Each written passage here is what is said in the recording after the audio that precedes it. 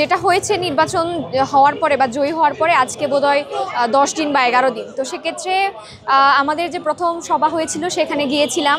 তো সেখানে প্রথম সভায় আমাদের যে জিএস ভাই আছেন উনি বলেছিলেন যে ডাকসুতে নির্বাচনের আগে আমরা বিভিন্ন মতাদর্শের বিভিন্ন প্যানেলের ছিলাম, কিন্তু এখন ডাকসুতে নির্বাচিত হওয়ার পরে আমরা যে জিনিসটাতে একত্রিত হয়েছি সেটা হচ্ছে আমরা একটা নিজেরাই সব কিছু দলমতের ঊর্ধ্বে গিয়ে ছাত্রদের প্রতিনিধি হিসেবে নির্বাচিত হয়েছে। তো সেক্ষেত্রে তাদের যে বক্তব্য আমার কাছে যেটা মনে হয়েছে, তারা বলতে চাচ্ছে যে আগে যা ছিলাম তা ছিলামই, কিন্তু এখন ডাকসুতে প্রতিনিধি নির্বাচিত হওয়ার পরে ওরা স্টুডেন্টদের নিয়ে কথাবার্তা বলবে, যে 40,000 শিক্ষার্থী তাদেরকে নির্বাচিত করেছে তাদের হয়ে কথা বলবে। এখন পূর্বের অভিজ্ঞতা থেকে তো আসলে অনেক কিছু আশঙ্কা আমরা করতে পারি।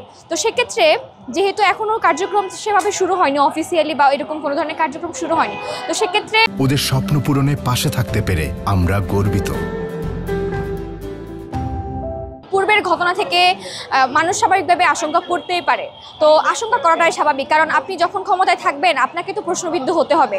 নো ম্যাটার হোয়াট, যদি আপনি বাম দলের হন বা ডান দলের যে কেউ হন না কেন, আপনাকে প্রশ্নের সম্মুখীন হতে হবে। এটা আপনাকে মেনে নিয়েই তো আপনি এই জায়গায় আসছেন। এখন তো আসলে আগের মতো বিষয়টা এমন না যে কথা বলা যাবে না। এখন যেহেতু সবার একটা বাক স্বাধীনতা আছে, তো আমাদের যদি সবার যদি একটা আশঙ্কা থেকে থাকে, সেক্ষেত্রে আমার যে চাওয়া পাওয়া সেটা আমরা সবাই প্রশ্ন করব।